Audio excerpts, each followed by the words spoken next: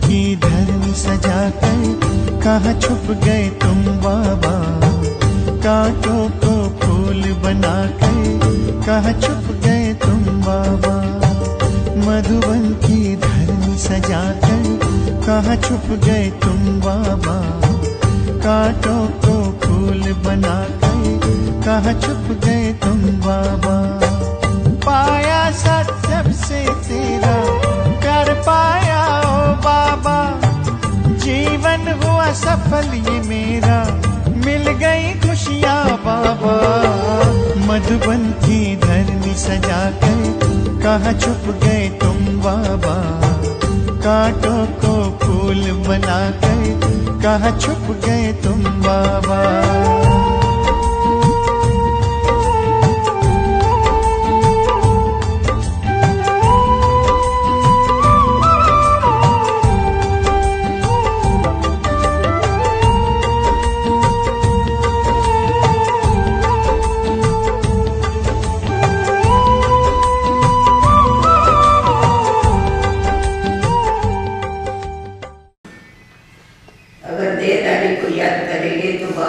सर्व संबंध निभा नहीं सके। तो बाबा कहते मीठे बच्चे मरजीवा बने हो तो सब कुछ भूल जाओ। आजकल दुनिया में होता है ना, किन किन बच्चों को पीछे के जन्म की स्मृति होती है, पुनर्जन्म, जिसके कारण कितने बेजार होते हैं, खुद भी बेजार होते हैं, उनके रिश्तेदार भी बेजार होते हैं। पीछे का जन्म भी याद आता, अभी का भी देखते हैं। तो वैसा ही अगर हम लोग पीछे का जन्म घड़ी घड़ी अपनी तरफ आकर्षित करता है तो वो आराम से नहीं जी सकते। इसीलिए बाबा कहते हैं कि बच्चे पीछे का जो जन्म है उसको भूल जाओ सब कुछ। एक बाप जो सुनाते हैं वही सुनो और बाप को याद करो। तुम्ही संग बैठूं, वायदा किया है हमने, तुम्ही संग बैठूं, तुम्ही संग खाऊं, तुम्ही संग मन बहलाऊं। प्रश्न है, सदगति दाता बाप बच्चों की सदगति के लिए कौन सी शिक्षा देते? सदगति दाता बाप बच्चों को सदगति के लिए कौन सी शिक्षा देते? बाबा कहते बच्चे सदगति में जाने के लिए अशरीरी बन बाप और चक्कर को याद करो। सिर्फ बाप को नहीं, चक्कर को भी याद करो सर, तो अपना आदि अनादि स्वरूप भी याद आएगा। योग से तुम्हें बढ़ेगी, निरोगी बन जाएगी। फिर तुम्हें कोई भी कर्म कूटने नहीं पड़ेंगे। पहले तो कर्मों को कूटते थे, कोई मनपसंद बात नहीं आती थी तो कर्म कूट, इसको कर्म कूटना कहते, हाय मेरा नसीब खराब। बाबा ने अभी आया है कि बच्चे बाबा करना सिखा दिया। तो बाबा कहते हैं अगर बाबा की याद में रहेंगे, चक्कर को याद करेंगे तो कर्म श्रेष्ठ बनेंगे, तुमको फिर कर्म कूटने नहीं पड़ेंगे। दूसरा प्रश्न है, जिनकी तकदीर में स्वर्ग के सुख नहीं है उनकी निशानी क्या हो? उनकी तकदीर में ही नहीं है। आप कितना भी समझाएंगे तो ना समझेंगे और ना समझने के लिए ज्यादा आ सके। उसका उत्तर है वो ज्ञान सुनने के लिए कहेंगे कि हमारे पास फुर्सत ही नहीं। बाबा कहते थे जिसको कम टाइम में वो कम वक्त है, कम वक्त समझ बदनसीबी, और जिनके पास टाइम है आत्म उन्नति का वो वक्ता है, नसीबवान है। तो वो ज्ञान सुनने के लिए करेंगे हमारे पास फुर्सत ही नहीं है। वो कभी ब्राह्मण कुल के भाती नहीं बने, ब्राह्मण कुल के मेंबर नहीं बनेंगे वो कभी। फुर्सत ही नहीं, उन्हें पता ही नहीं पड़ेगा कि भगवान भी किसी रूप में कभी आते हैं, पता भी नहीं पड़ेगा, लास्ट में समझेगा, फायदा कुछ नहीं होगा। गीत है तुम्हारे बुलाने क्यों जी चाहता है। ओम शांति। भगवान बैठ के भक्तों को समझाते हैं। भगत है भगवान के बच्चे, सब है भगत बाप एक। तो बच्चे चाहते हैं एक जन्म तो बाप के साथ रह के देखे, एक जन्म तो रह के देखे बाप के साथ। देवताओं से भी बहुत जन्म बीते, आसुरी संप्रदाय के साथ भी बहुत जन्म बीते, अभी एक जन्म तो बाबा के साथ रहे। अब भक्तों की दिल होती है एक जन्म तो भगवान के बन के भगवान के साथ रह के तो देखे क्या है, रह के देखने में क्या मजा है, देखिए तो सही।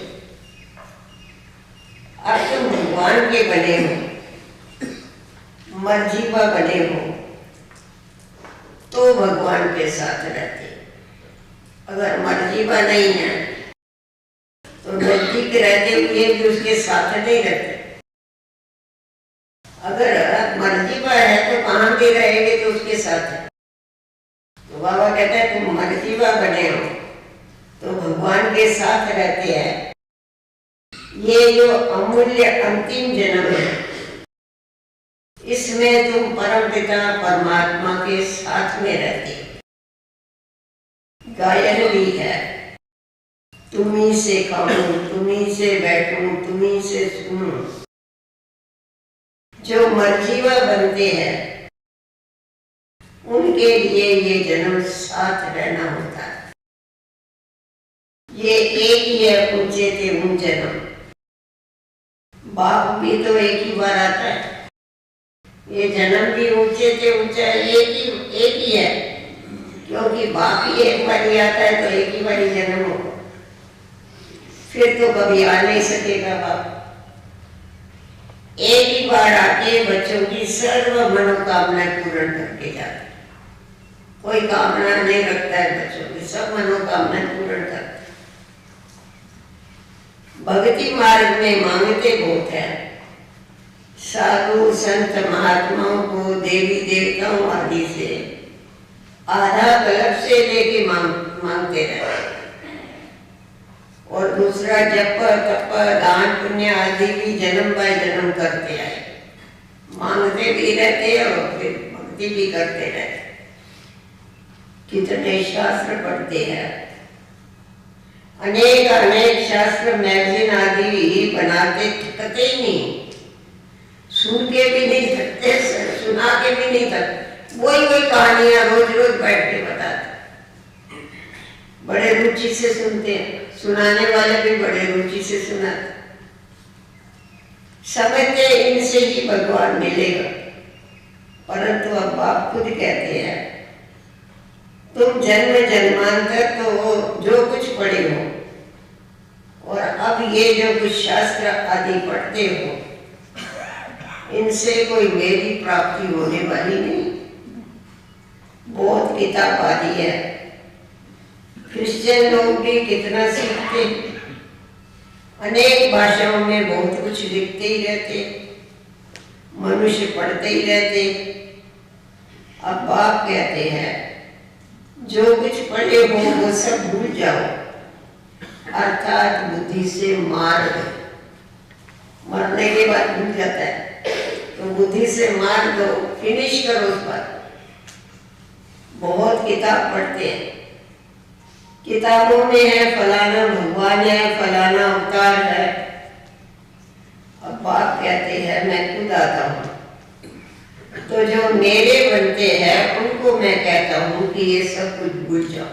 बहुत कपड़े तुमने मारे, अभी छोड़ो, अभी भूलो बाप है।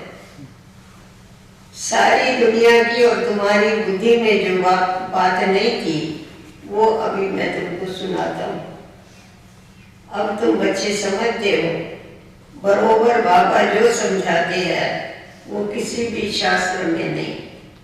लोग कहते हैं ना तुम्हारा ज्ञान ही नया है, समझ में नहीं आता है, ना किसी शास्त्रों में लिखा है, ना गुरु लोग सुनाते। अभी ये तो समझने की बात है ना, अगर परमात्मा को पुरानी बात सुनानी है तो उसको आने की क्या जरूरत है? वो तो हम पढ़ते थे और सुनते थे, उसको नया ज्ञान सुनाना है, इसीलिए तो वो आता है। बाप बहुत बुरी और रमणीक बातें समझाते हैं। ड्रामा के आदि मध्यांतर रचता और रचना का सारा समाचार तुमको सुना दे। कोई भी बात ऐसी नहीं है जो बाबा बच्चों को नहीं बताते हैं, सारा समाचार सुना देते। इसलिए शास्त्रों में बताते हैं ना, चिड़िया झाड़ पर से उतरी और अपनी छोटी छोटी चोट से सारा समुद्र सुखा दिया। बाबा कहता है तुमने मेरे को सारा पकड़ लिया, ज्ञान सागर, सारा ज्ञान तुम्हारे अंदर आ गया। और वहां तो ऐसी बात नहीं होती है। भक्ति मार्ग में ऐसा नहीं, मंत्र देंगे तो भी बताएंगे, कान में मंत्र देंगे, फिर बोलेंगे किसी को सुनाना नहीं। अभी होता ही नहीं है कुछ तो क्या सुनाएंगे, इसीलिए पक्का करा देते, सुनाना नहीं किसी को, ताकत निकल जाएगी बोलते। और बाबा कहता है ये जो महामंत्र है मन मना भाव का, तुम जितना को सुनाएंगे उतना उनमें भी ताकत आएगी, तुम्हारे में भी आएगी। कितना फर्क है भक्ति मार्ग और ज्ञान मार्ग। फिर भी कहते अच्छा जास्ती नहीं तो 2 अक्षर ही याद करें। बाबा रचता और रचना का ज्ञान सुनाता है, ड्रामा के आदि मध्यांत का सारा समाचार तुमको सुनाता है। फिर कहता है कोई बात नहीं, ज्यादा नहीं याद रहता है ना, कोई बात नहीं, सिर्फ 2 अक्षर याद करो, मन मना भव मध्याजी। ये अक्षर तो भक्ति मार्ग की गीता में भी है, परंतु बाप इसके अर्थ सहित तुमको समझाते। कहेंगे ना ये तो गीता में है लिखा हुआ, तो बाबा कहते हैं पर अर्थ का तुम समझते थे। मन मना भव क्या है और मध्याजी भव क्या है, अभी आपको समझ में आता है। मन मना भव माना मन को बाबा से लगे, और मध्याजी भव माना नई दुनिया में विष्णु, नई दुनिया। मध्याजी भव क्यों कहते हैं? विष्णुपुरी में आप देखो ब्रह्मा और शंकर के बीच में मध्य में विष्णु खड़ा है, तो इसीलिए मध्याजी भव कहते हैं कि विष्णुपुरी को याद करो, बाप को याद करो, विष्णुपुरी को याद करो।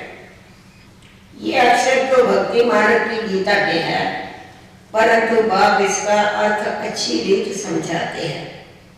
भगवान ने तो सहज राजयोग सिखाया था, कहते सिर्फ मुझे याद करो बस। राजयोग ये है, राजयोग क्या है, कोई लंबा चौड़ा नहीं। बाप कहता सिर्फ मुझे याद करो। भक्ति मार्ग में तो बहुत ही याद करते थे, भगवान को कितना याद करते थे, कितना पुकारते। गाते भी है, दुख में सिमरन सब करे, सुख में करे न कोई। सुख में सिमरन जब करे तो दुख का को, फिर भी कुछ समझते नहीं। गायन करते हैं और समझते कुछ नहीं। जरूर सत्युग त्रेता में सुख की दुनिया है तो याद क्यों करेंगे, ये थोड़ा ही समझते कि सुख में कोई सिमरण नहीं करता, सुख की दुनिया जरूर होगी ना, तो वो तो सत्युग त्रेता है, वहां कोई याद नहीं करता बाबा। अब माया के राज में दुख होता है, तब बाप को याद करना होता है। और फिर सत्युग में अथा सुख भी याद आता है सत्युग की। उस सुख की दुनिया में वही थे जिन्होंने बाप से संगम युग पर राज्य और ज्ञान सीखा था, वही फिर नई दुनिया में जाते। बच्चों में देखो है कैसे अनपढ़, इन्हों के लिए तो और ही अच्छा है, क्योंकि कहाँ भी इनकी बुद्धि नहीं जाती। शुरू शुरू में जो है ना, तो कोई पढ़े लिखे तो नहीं थे, माताओं को कहाँ पढ़ाते थे, कन्या को पढ़ाते नहीं थे पहले, तो अनपढ़ी थे सभी। तो बाबा परीक्षा लेता था, आनंद लेता था, उसमें पूछता था। बाबा ने एक बार पूछा कि गुड़ कौन से गन्ने का बनता है और शक्कर कौन से गन्ने की बनती है, तो बोला गुड़ लाल गन्ने का बनता है और शक्कर सफेद गन्ने की बनती है। तो बाबा बहुत बताता है, देखो कितने अनपढ़ है, इनको ये भी मालूम नहीं। ये नहीं मालूम है, कॉमन बात नहीं मालूम है, वो सृष्टि के आदि मध्य अंत को जानते। और जो इतने विद्वान पंडित हैं उनको सृष्टि के आदि मध्य अंत का पता ही नहीं है। तो बाबा कहते थे मैं डड्डू का दाता हूँ। डड समझते, डड माना मेंढक होते हैं ना, मेंढक ट्रां ट्रां करते हैं, उसको कोई होता है कुछ अर्थ नहीं होता है, ऐसा बेचारे चिल्लाते रहते। तो वैसा मैं डड्डू का दाता हूँ, इनका उद्धार करने वाला हूँ। जिनको कुछ भी नहीं आता तो उनका मैंने आके उद्धार किया। बाबा कहते यहाँ तो सिर्फ चुप रहना है, मुख से भी कुछ नहीं कहना। मुख से कहने की भी जब बाबा को याद करना है तो मुख से कहना है, वो तो मंत्र जपते हैं। सिर्फ बाबा को याद करते रहो तो विकर्म विनाश हो जाएगा। फिर मैं तुमको साथ में लेके जाऊंगा। देखो गारंटी है बाबा को याद करेंगे तो तुम्हारे विकर्म विनाश हो जाएंगे, पावन बन जाएंगे और मैं तुमको साथ में लेके जाऊंगा। प्राचीन भारत का शास्त्र एक ही है। यही भारत नया था, पुराना हो गया। शास्त्र तो एक ही होना चाहिए ना, वैसे गीता शास्त्र है, जैसे बाइबल एक है। जब से क्रिश्चियन धर्म स्थापन हुआ है अंत तक उनका शास्त्र एक ही रहता है। क्राइस्ट की बहुत महिमा करते हैं, कहते हैं उसने पीस स्थापन किया। अब उसने तो आगे क्रिश्चियन धर्म की स्थापना किया, इसमें पीस की क्या बात? शांति स्थापन किया, इसमें शांति की तो कोई बात नहीं है। उसने और शांति नाम से उसके धर्म वाली आत्माओं को नीचे उतारा और कहते हैं उसने शांति स्थापन किया। तो बाबा कहते हैं इसमें बात क्या है शांति की? हो तो जो आते हैं उनकी महिमा करते रहते हैं, क्योंकि अपनी महिमा भूल गए। देवी देवता धर्म वाले अपनी महिमा भूल गए, इसलिए जो आते हैं उनकी महिमा करते रहे। बुद्ध क्रिश्चियन आदि अपने धर्म को छोड़ औरों की महिमा कभी नहीं करे। ये भारतवासी है जो दूसरों की महिमा करते।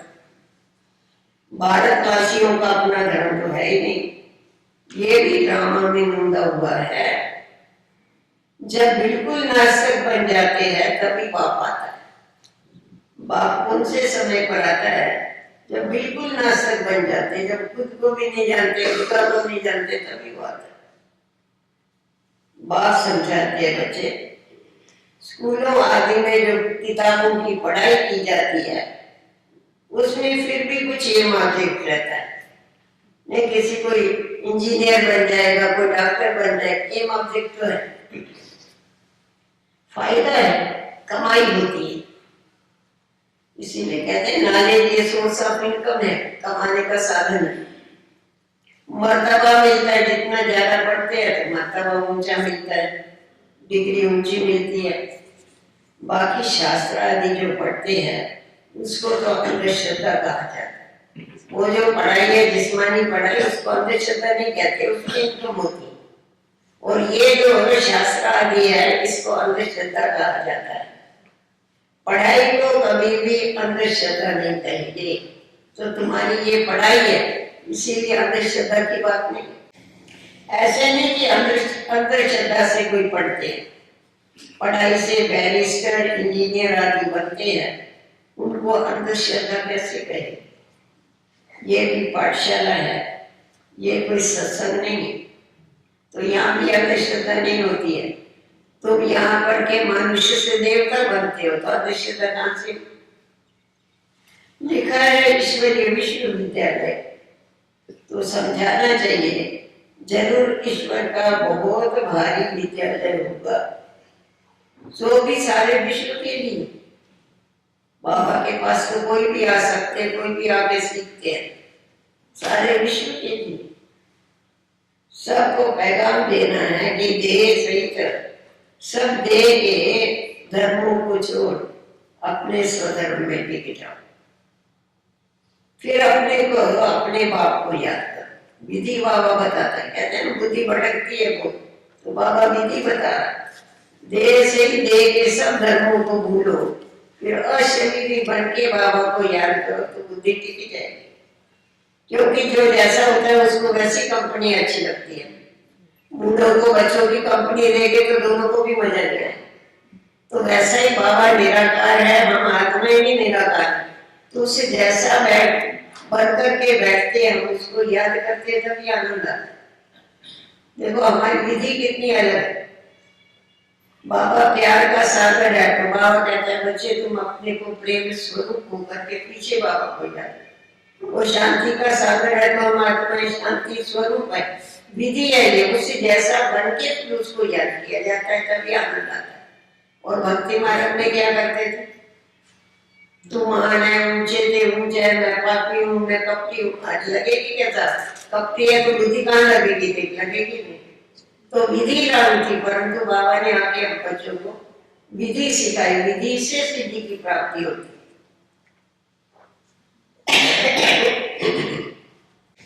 सबको पैगाम भी देना है कि देह से सब धर्मों को छोड़ अपने स्वधर्म में टिको, फिर अपने बाप को याद करो तो अंतर्मति सुगति हो जाएगी। अपना चार्ट देखना चाहिए, कितना समय हम योग में रहती है। ऐसे नहीं कि हर एक कोई रेगुलर चार्ट लिखते हैं, नहीं थक जाते लिख लिख के।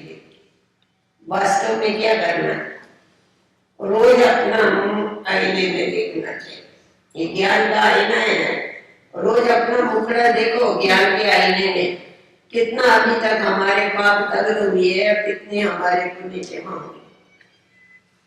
तो पता पड़ेगा कि हम लक्ष्मी को या सीता को वरने के लायक है या प्रजा में चले जाए, हम कौन से घराने में आने वाले हैं, खुद को ही खुद का पता पड़ेगा कि हम लक्ष्मी को वरने के लायक है। 16 कला संपूर्ण है। वहां ऐसी जोड़ियां नहीं होती है, एक बहुत लंबा होगा, एक ठिंगना होगा, एक काला होगा, एक गोरा होगा, नहीं वहां तो ये सब एक जैसे होते हैं। तो बाबा कहते हैं रोज अपना मुंह देखना है, तो पता पड़ेगा हम लक्ष्मी को या सीता को वरने के लायक है, वह प्रजा में चली जाएगी। पुरुषार्थ तीव्र कराने के लिए चार्ट लिखने को कहा जाता है। और देख भी सकते हैं कि हमने कितना समय शिव बाबा को याद किया। सारी दिनचर्या सामने आ जाती, जैसे छोटेपन से लेकर के सारी आयु की जीवन याद रहती है। तो क्या एक दिन का तुमको याद नहीं रहता? बाबा चार्ट लिखने के लिए बोल रहा है। और बाबा कहता है थके जाते। क्यों थके जाते? क्या करे बाबा, भूल जाते। तो बाबा कहता है इतनी सारी जीवन याद रहती है, छोटेपन से लेके अभी तक की, और एक दिन की तुम्हारे को दिनचर्या याद नहीं रहती। तुमने क्या किया, बाबा को याद किया या नहीं किया, क्या किया, याद जरूर रहेगी। ऐसी प्रैक्टिस करने से रुद्रमाला में पिरोने के लिए दोनों जल्दी पहने। जब खुद को चेक करेंगे ना तो मालूम पड़ेगा हमारे में क्या डिफेक्ट है। उस डिफेक्ट को निकालने का पुरुषार्थ करके ये जो ह्यूमन रेस चल रही है, इसमें तुम तेज इस दौड़ी पहन के अपने लक्ष्य तक पहुंच जाए। ये है योग की यात्रा, जिसको और कोई नहीं जानते तो तुम सिखा सकते। ऐसा है ना, आप किसी को कहो हम यात्रा पर है, आप तो यही बैठे, यात्रा पर कहाँ है? परंतु हमारी तो रूहानी यात्रा है। हम बैठे बैठे देखो अपने घर में चल जाते हैं,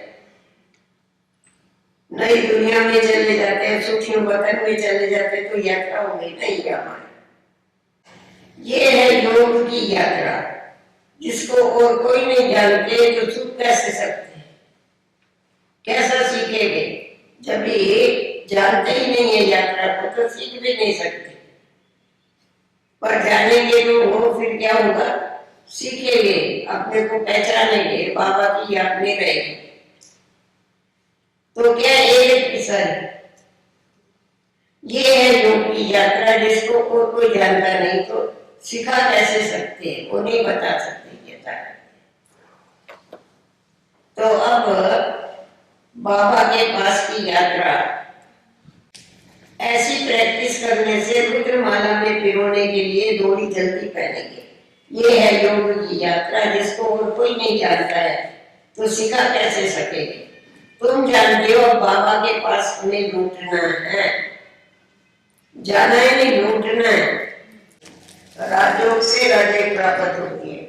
ऐसी कोई भी स्कूल या कॉलेज नहीं है जहाँ पर कोई मनुष्य से देवता बन जावे, कोई प्रिंस बन जावे, ऐसी कोई भी स्कूल कॉलेज नहीं।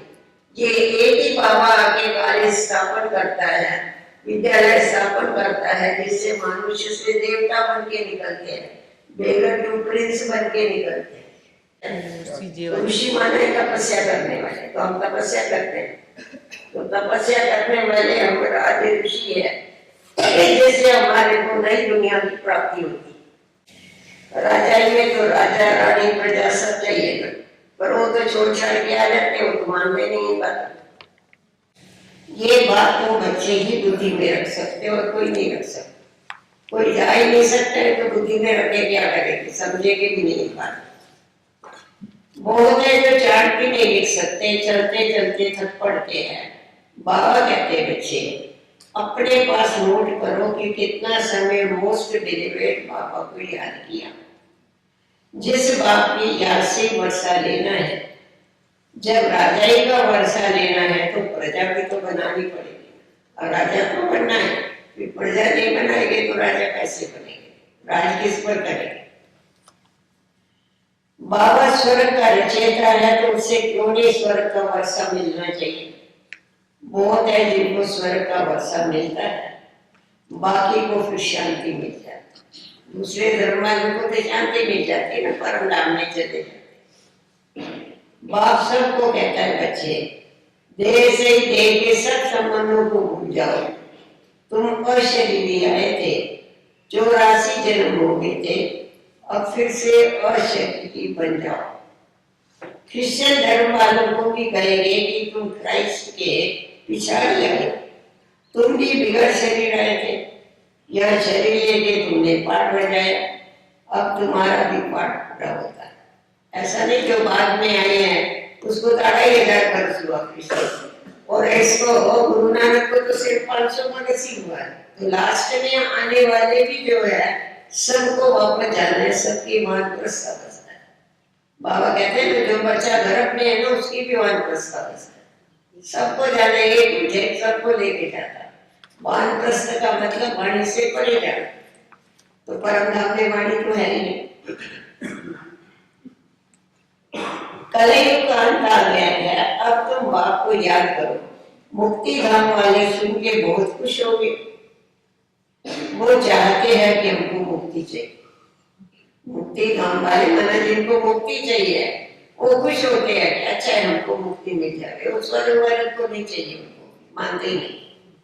समझते जीवन मुक्ति पाके फिर भी तो दुख में आएंगे ना, इससे तो मुक्त हुआ अच्छा, बाकी पूरी होगी। ये नहीं जानते कि सुख तो बहुत है, हम आत्माएं परम धाम में बाप के साथ रहेंगे। हम जो जीवन मुक्त पाने वाली आत्माएं हैं, हमारा परम धाम में भी बाबा के साथ साथ पाठ चलता है, वहां हम साथ में रहते, पाठ नहीं बजाते पर साथ में रहते। परंतु परम धाम को सब भूल गए। कहते बाप आके सब मैसेंजर को भेजता है, अभी बाप किस समय भेजता है, मैसेंजर को भेजता है। ये जो धर्म स्थापक आते हैं इसको मैसेंजर संदेश ही कहते हैं, भगवान के संदेश लेके आने वाले संदेश भगवान इनको भेजता है। भगवान कहता है मैं ही भेजता हूँ, ये अपने अपने समय पर खुद ही आ जाता है। परंतु ये जो मैसेज है वो यहाँ से लेके जाते हैं अभी समान। इसीलिए कोई कोई ऐसी आत्माएं आती है उनको वो ज्ञान नहीं अच्छा लगता है, कहीं हम योग करेंगे हमको शांति अच्छी लगती। वास्तव में कोई भेजता नहीं है, ये सब ड्रामा बना हुआ है। हम तो सारे ड्रामा को जान गए हैं। तुम बच्चों की बुद्धि में बाप और चक्कर याद है, तुम चक्रवर्ती राजा अवश्य बनेगी। अगर याद है तुमको बाप और चक्कर तो जरूर अवश्य गारंटी से तुम राजा बनेंगे चक्रवर्ती। मनुष्य समझते हैं यहाँ दुख बहुत है, इसीलिए हमारे को तो मुक्ति चाहिए, हमको जीवन मुक्ति में जाना ही नहीं। जीवन मुक्ति में जाकर फिर जीवन बंधन में आवे ये को हमको नहीं जाना है। ये दो अक्षर गति और सदगति चले आते हैं, परंतु इसका अर्थ कोई जानते नहीं। ये तुम बच्चे जानते हो गति सदगति क्या है, दुर्गति क्या है। गति माना अपने घर में जाना, सदगति माना नई दुनिया में, दुर्गति माना गति से भी दूर, हालत ही खराब। तुम बच्चे जानते हो सबको सबका सदगति दाता एक ही बाप है, बाकी सब पतित है, दुनिया ही सारी पतित है। इस अक्षर पर भी कोई बिगड़ जाते हैं कि तुम पतित क्यों कहते, तुम हमारे को गाली देते हो, पतित क्यों कहते। अरे हमने क्या, तुम खुद ही बुलाते हो पतित पावन, पतित हो गए तभी तो बुलाते हो। अभी देखो ना, कहते कोई मरता है तो कहते स्वर्गवासी हुआ, और उनको तुम कहो तुम नरकवासी हो तो मानेंगे, और एक तुम्हारे को तुम्हारे साथ झगड़ा करे, बोलेगे तुम क्या समझते हो हम नरक में रहते हैं। अरे तुम खुद ही बोलते हो कि कहेंगे सारी दुनिया ही नरक है, तो तुम दुनिया के बाहर तो नहीं हो, दुनिया में ही तो। बाबा तक सिखाता है हम लोगों को कैसा समझाना चाहिए। बाप कहते हैं शरीर को भूल जाओ, तुमको अशरीरी मैंने भेजा था, अभी अशरीरी होकर के भी मेरे साथ चल। सुना, मैंने तुमको जब भेजा ऊपर से तो अशरीरी भेजा, अभी तुमको मेरे साथ चलना है तो अशरीरी होके चलना है, ऐसा नहीं चल सकते। इसको नॉलेज अथवा शिक्षा कहा जाता है। ये शिक्षा से, इस शिक्षा से सदगति होती है। योग से तुम एवं एक बन जाते हो, तुम सत्युग में बहुत सुखी रहते, कोई भी चीज की वहां पर कभी कमी नहीं होती, दुख देने वाला कोई विकार वहां पर होता ही नहीं। ये मोहजीत राजा की कथा सुनाते हैं ना, बाबा कहते हैं मैं तुमको ऐसे कर्म वाला कोई, वहां कोई किसी चीज की कमी नहीं होती है, दुख देने वाला कोई विकार नहीं था। मोहजीत राजा की कथा सुनाते हैं, बाबा कहते हैं मैं तुमको ऐसे कर्म सिखाता हूँ जो तुमको कभी भी कर्म वहां कूटने नहीं पड़ते हैं, वहां ऐसी ठंडी भी नहीं होती है, शाले वाले नहीं पहनते होते, चटपटी नहीं होगी, गर्मी भी नहीं होगी, पंखे वंखे भी नहीं होगी, सदा बात। अभी तो 5 तत्व भी तमो प्रधान है, आत्मा ही तमो प्रधान है, तो 5 तत्व भी तमो। मोहजीत राजा की कथा मालूम है ना आप लोगों को? कौन है मोहजीत? हाँ है, बताइए कि मोहजीत है? देखो हस्ती बन रहे हैं, आपकी बन रहे हैं।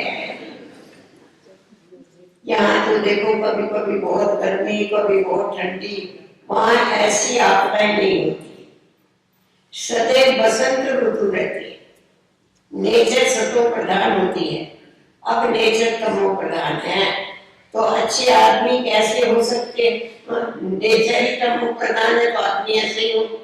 इतने बड़े बड़े भारत के मालिक सन्यासियों के पीछे फिरते रहते, उनके पास बच्चियां जाती है तो कहते हैं हमारे को तो फुर्सत नहीं, सन्यासियों के पीछे घूमेंगे और उनको जाके तुम पॉलिटिशियन को जाके समझाएगा, ये समझने की फुर्सत ही नहीं है। इससे समझ जाते हैं कि इनकी तकदीर में स्वर्ग के सुख नहीं है, ब्राह्मण कुल के भांति बनते ही नहीं है। इनको पता ही नहीं है कि भगवान कैसे और कब यहाँ पर आता है। शिव जयंती मनाते हैं, परंतु शिव को सब भगवान नहीं समझते, सब थोड़े उसको याद रखते हैं, अलग अलग इष्ट लेके बैठे। अगर उनको परम पिता परमात्मा समझते तो शिव जयंती के दिन हॉलीडे को मनाते, अभी नहीं मनाते हॉलीडे, जिसको चाहिए भले छुट्टी दो, नहीं तो नहीं। बाप कहते हैं मेरा जन्म भी भारत में होता है, मंदिर भी मेरे यहाँ है, जरूर किसी शरीर में मैंने प्रवेश किया होता था। दिखाते दक्ष प्रजापिता ने यज्ञ रचा, तो क्या उसमें आया होगा, भगवान आया होगा? ऐसे भी नहीं कहते। श्री कृष्ण तो होता ही है सतयुग में। बाप खुद कहते हैं मुझे ब्रह्मा के मुख के द्वारा ब्रह्मा मुख वंशावली रचनी होती है। श्री कृष्ण मुख वंशावली नहीं होती, ब्रह्मा मुख वंशावली। कोई को भी ये तुम समझा सकते हो। बाबा देखो कितना सरल रीति से समझाते हैं, सिर्फ याद करो बस और कुछ नहीं करना। परंतु माया इतनी प्रबल है जो याद करने नहीं देती है। आधा कल्प की दुश्मन है।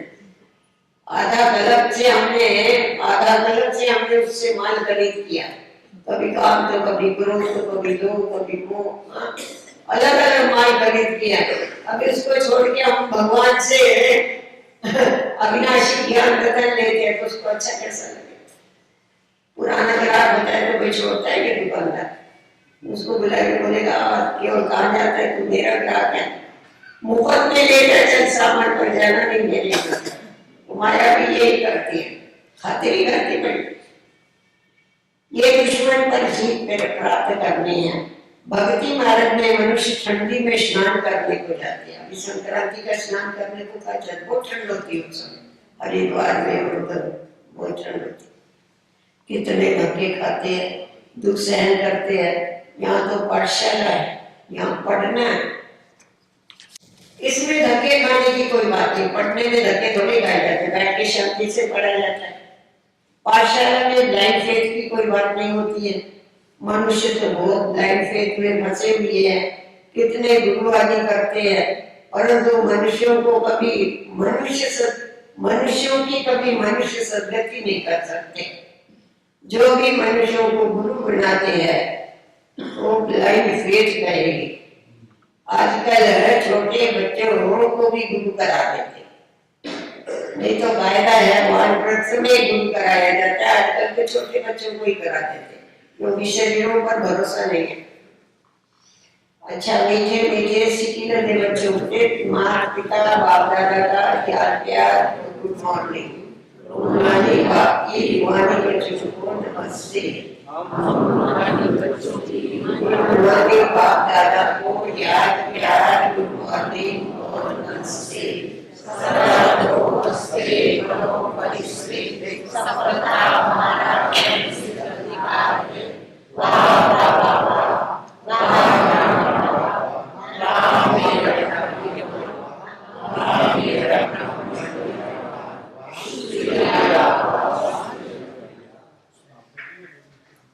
मंत्र पूरा हो गया। ये भी मंत्र है धारणा के लिए मुख्य सारे तीव्र पुरुषार्थ के लिए याद का जाप जरूर रखना। लिखते हम लोग थक जाते फिर छोड़ते, फिर बाबा जब पोस्ट बनता है फिर लिखना है। रोज आईने में अपना मुंह देखना है। उस आईने में तो सारा दिन देखते रहते मुंह, ज्ञान के आईने में बिल्कुल मुंह देखो। चेंज करना है अपने को चेंज करना है। हम मोस्ट बिलीवेड बाप को कितना समय याद करते हैं, ये चेक करना। कम करते हो तो ज्यादा करना है यार। दूसरी पॉइंट है, जो कुछ पढ़ा है वो भूल के तुमको चुप रहना। सुना चुप रहो, मैं चुप रहूंगी, बोलेगी। मुझ से कुछ भी कहना नहीं है। बाप की याद से विक्रम विनाश करने। लोग क्या क्या ठगी करते हैं। बहुत लोग तो प्रवचन नहीं करते। क्यों नहीं प्रवचन करते? कहेंगे इनको मुंह ने बोलना नहीं आता है तो मुंह पकड़ लेते। उनके शिष्य ऐसे हमारे पास महाराष्ट्र में भी है, उनके शिष्य प्रवचन करेंगे।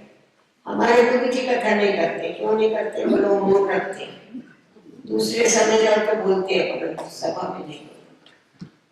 वरदान, हर बात में मुख से या मन से, हर बात में मुख से या मन से बाबा बाबा कहे।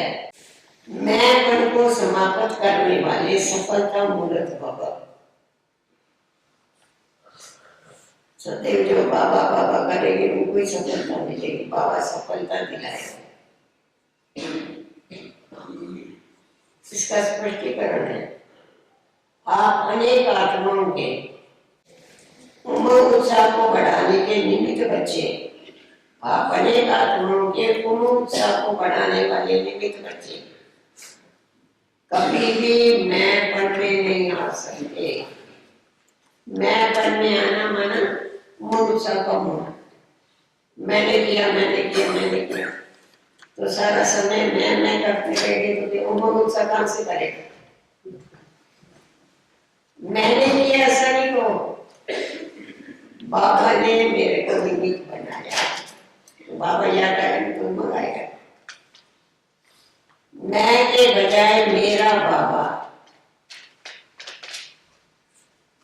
मैंने किया, मैंने कहा, ऐसा नहीं कहो। बाबा ने कराया, बाबा ने किया तो सफलता मूर्त बन जाएगी। मैंने किया बोलेगे तो सफलता डूब चली जाएगी, और बाबा ने किया, बाबा ने मेरे को निमित्त बनाया तो सफलता नजदीक आएगी। जितना आपके मुख से बाबा बाबा निकलेगा उतना अपने को बाबा का बना सकेंगे। सुना, जितना आपके मुख से बाबा बाबा निकलेगा उतना बाबा का बना सके। बाबा का कैसा बना सके? बाबा को जो कर्म अच्छे लगेंगे वही करेंगे, बाबा का बन के चले। सबके मुख से ये निकले कि इनकी तात और बात में बस बाबा ही बाबा है, और कोई है नहीं। बाबा के बगैर इनके मुख में और कुछ नहीं। स्लोगन है, संगम कर अपने अपने तन मन धन को सफल करना। संगम युग पर अपने तन मन धन को सफल करना और सर्व खजानों को बढ़ाना ही समझदारी है। अगर खजाने लेके तुम रख देंगे, यूज नहीं करेंगे तो एक दिन वो लूज हो जाएगी, खलास हो जाएगी। इसीलिए सदैव यूज करो, खुद आत्म उन्नति के लिए भी यूज करो, औरों को भी दो, वो खजाने बढ़ते जाएंगे। दूसरे जो खजाने हैं वो खलास हो जाते हैं बांटने से, परंतु ये अविनाशी खजाने हम जितना औरों को देते हैं उतना बढ़ते हैं, जितना धारण करते हैं, इस्तेमाल करते हैं, उतना बढ़ते हैं। आज का स्वमान है निश्चय बुद्धि विजयी आत्मा हूँ। मैं निश्चय बुद्धि विजयी आत्मा। अब किस में निश्चय चाहिए? वो चिंतन। बाप में निश्चय, आप चिंतन करके देखो बाबा में मेरा कितना निश्चय है। निश्चय है तो उसकी पूरी श्रीमत पर क्यों नहीं चलती? अगर निश्चय हुआ तो जरूर चले। ड्रामा में निश्चय और ब्राह्मण परिवार में निश्चय कि ये मेरा परिवार मुझे पार उतारने वाला है, यही मेरा परिवार जो है मेरा कल्याण करने वाला है। बाप में निश्चय, ड्रामा में निश्चय और ब्राह्मण परिवार में कहां तक निश्चय है? निश्चय बुद्धि आत्मा की निशानियां क्या होगी? ढेर सारी निशानियां होती है। योगाभ्यास जो है वो है ब्रह्मा बाप निश्चय के आधार से नंबर 1 बने। बाबा का तो नंबर 1 निश्चय था। संशय थोड़ा ही आया कि देखो बाबा मेरे धर्म में आया इसलिए मेरे को गाली गाली पड़ी, ऐसा तो नहीं। कल पहले भी गाई थी, अभी भी गाई। और शिव बाबा देखो कितना उस्ताद है, कहता है तुमने मेरे को इतनी गाली दिया तो तुम अभी खाओ गाली। कितनी गाली दी आपने भक्ति नारायण से, पर हमने गाली समझ के नहीं, हम तो बहुत प्रेम से बोलते थे, उसको प्यार करते थे कि कुत्ते में बिल्ली में करते में अभी ये प्यार है हमारा। अज्ञानी होगा अभी हंसी आती है उनके प्यार के ऊपर। योगाभ्यास है ब्रह्मा बाप निश्चय के आधार से नंबर 1 बने। निश्चय बुद्धि आत्मा इस यज्ञ के किले का फाउंडेशन है। तुम्हें फाउंडेशन पर बाप दादा को हाजुर हजूर समझ उसकी छत्र छाया के नीचे सदा क्या करो? निश्चित विजय बन के अनुभव में बैठ के योग अभ्यास करो कि निश्चित मेरी ही विजय होने वाली है।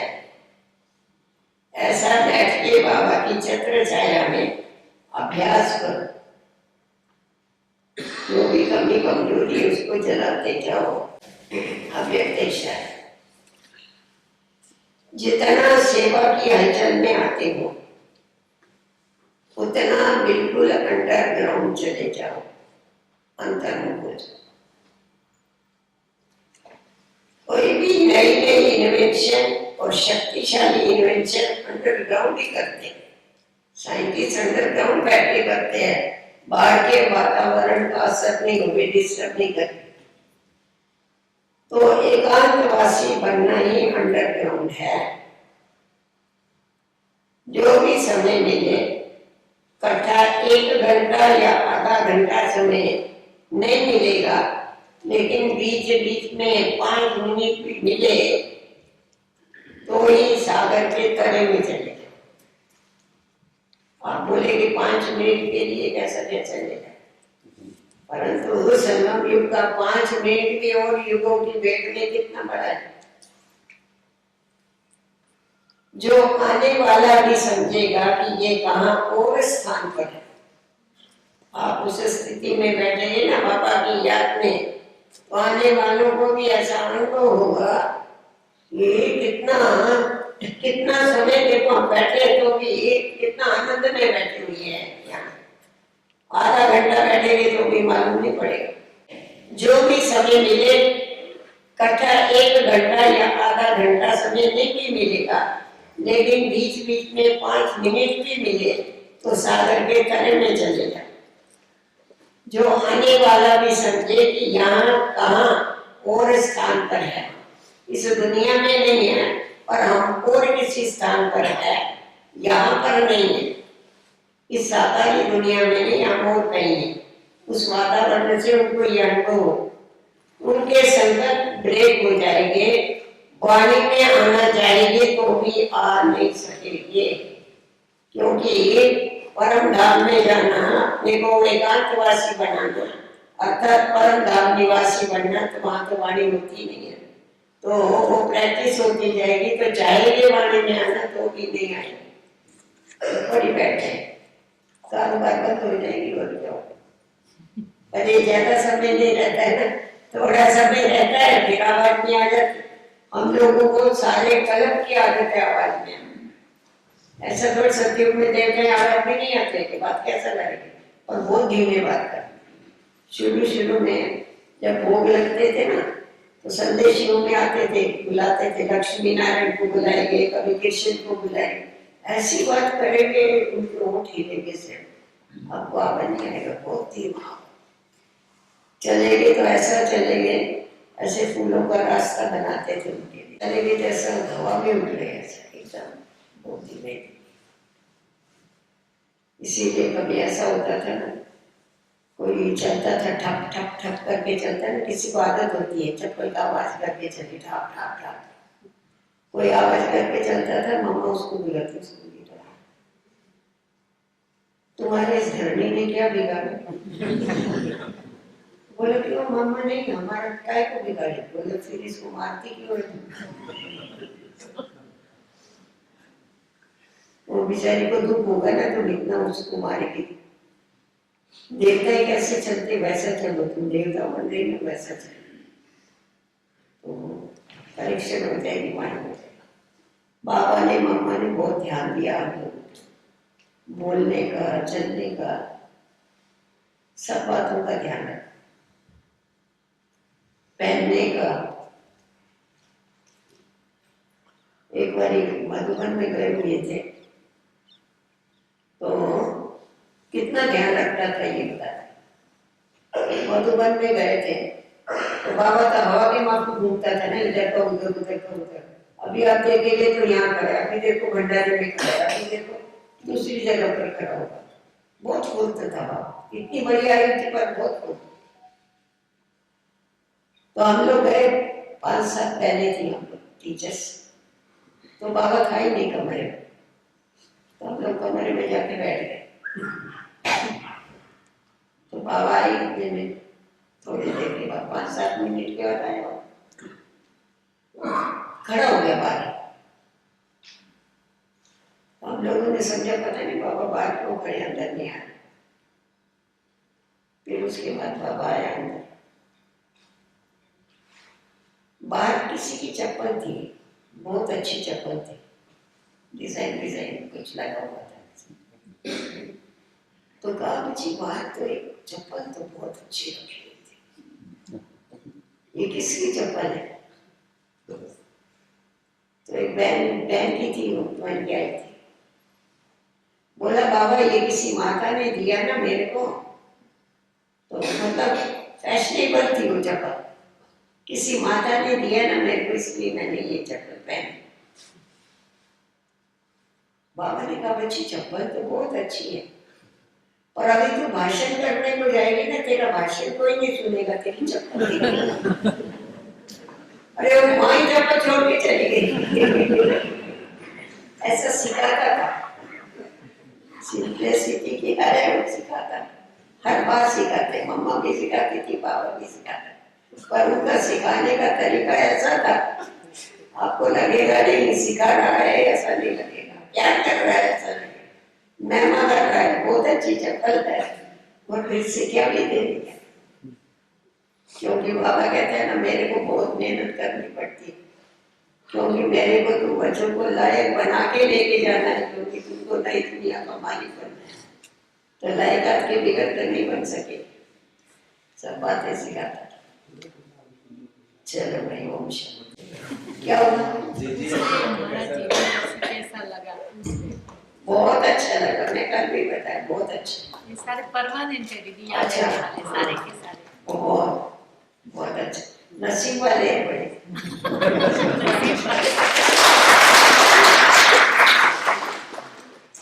देखो ना प्रवृत्ति में रह के भी आप लोग समर्पण होंगे ना, जैसे अंदर ही रहे पड़े हो, बाबा की छत्र छाया में रहे पड़े, तो बहुत अच्छा, इतना प्रेम प्यार से चलते हो, एक दो का ध्यान रख करके चलते हो, ऐसे ही चलते रहना, इसमें फायदा है।